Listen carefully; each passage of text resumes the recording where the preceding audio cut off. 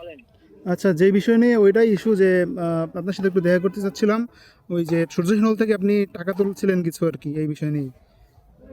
ও ভাই, ওইটা আসলে যে বিষয়টা হইছে আপনাকে আমি যেটা ক্লিয়ারলি বলতে যাচ্ছি, হ্যাঁ। সেটা হইছে যে আমাকে আমার এক বন্ধু কল দিছিল। আমি হলেই ছিলাম, হল থেকে বের হয়ে সে আমার কাছে একটা নাম্বার চাইছে যে ক্যাশ হবে। আচ্ছা আচ্ছা আমি দিছি, কিন্তু এই পরবর্তী বিষয়টা আমার জানা ছিল না যে এখানে আসলে এটা কি হইছে। আচ্ছা আচ্ছা। সেটা আমি জানার পরে ওই যে আপনার ভুক্তভোগী আছে হুম হুম।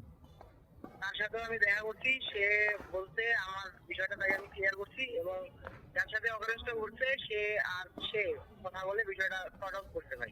আচ্ছা আচ্ছা বুঝতে পারছেন? আচ্ছা আচ্ছা আচ্ছা। যারা আর কি টাকাটা নিছিল এবং আপনার আপনার যে বন্ধুরা, ওনাদের নাম কি এবং কতজন তারা? ওদের নামটা ভাই আসলে ওরা ছিল কয়েকজন, ওদের সাথে ওইখানে বাকবিতণ্ডা হয়েছে আর কি। ওরাও ইলিগাল কাজ করতেছিল, আপনি তো বুঝেন। ইলিগাল বলতে কি, তারা নেশা করছিল? হ্যাঁ, ওরকম টাইপেরই কিছু হয়েছে। তো ওইটা নিয়ে তাদের মধ্যে বাকবিতণ্ডা লাগছিল।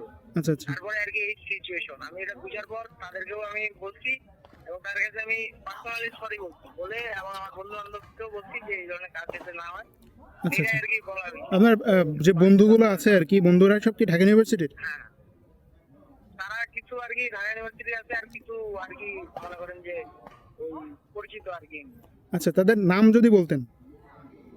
নামটা ভাই আপনি কই যাচ্ছেন? আপনার সাথে আমি দেখা করা উচিত। আর আচ্ছা আপনাকে রিকোয়েস্ট করবো ভাই, আচ্ছা সাংবাদিক হিসেবে এই সব স্টুডেন্টরা ফার্স্ট ইয়ারে পড়ে, তাদের লাইফের ক্ষতি হয় এরকম কিছু কাজ করবেন না, আপনাকে এটা রিকোয়েস্ট আচ্ছা করবো। আচ্ছা। আপনি একটু আমি জসীমউদ্দিন হলের একদম গেটের সামনে আছি, আপনি যদি আসেন আপনার সাথে সরাসরি কথা বলি। আচ্ছা আচ্ছা ভাই, আমি গিয়ে আপনাকে কল দিচ্ছি। আচ্ছা আচ্ছা, ঠিক আছে।